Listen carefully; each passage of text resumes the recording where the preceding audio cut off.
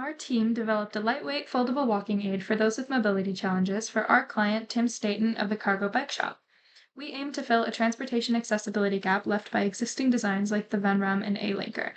Compact and light enough for transportation, our aid aims to enhance daily activities for users with conditions like arthritis and muscle weakness. By providing support and reducing joint pressure, it alleviates pain, fatigue, and improves balance. Increased activity levels foster better joint health, range of motion, and endurance for disabled individuals. And then as a team, we came up with 4 preliminary designs. The first design is a 3-wheel triangular frame which folds by unlocking the hinge on the bottom right.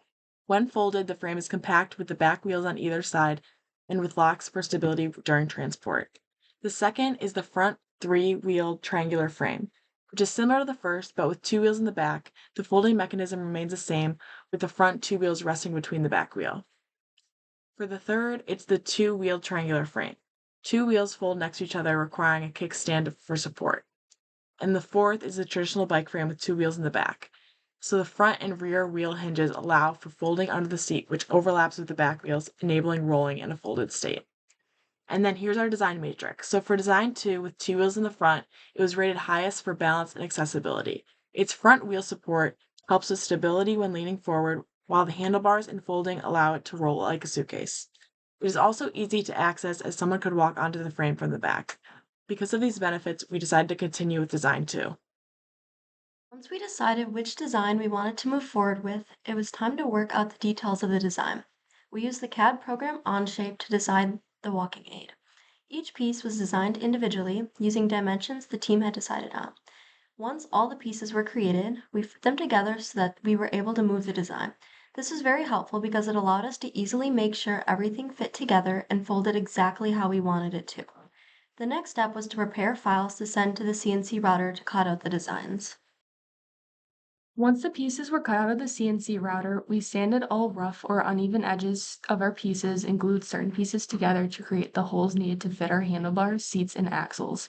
After gluing, we had to alter the size of the holes to fit certain pieces, which included the use of the drill press, sanders, and the table router. Then we screwed pieces together and attached the locking hinges to the folding mechanisms of our frame. To finish the fabrication process, we placed the wheels onto the threaded rods and fastened using washers and nuts. Also, we created an adjustable seat using the drill press to create several holes and placed a nut and bolt through the walking aid and bike post.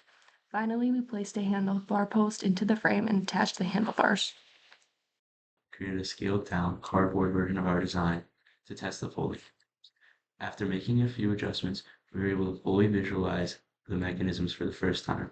After fabrication, our first test had multiple volunteers mount the walking aid, walking onto it from the back. All volunteers rated the ease of mounting as a 10 out of 10. Our next test aimed at rating the weight bearing, so the heaviest team member walked on the aid and sat down to make sure it could hold his weight. The final rating for the weight bearing was an 8.75 out of 10.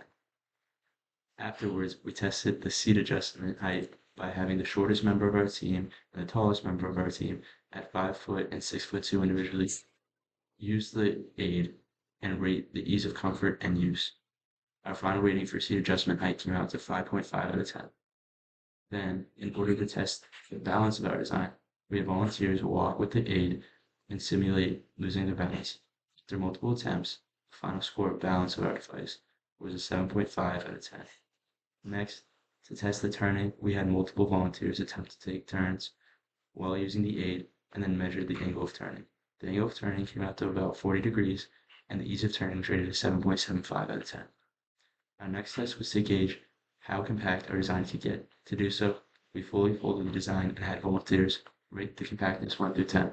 The average rating was 8.35 out of 10. Finally, for our last test, volunteers scored the design on how easy it was to transport through indoor and outdoor surfaces while in the folded state. The average score for this came out to 7.25 out of 10.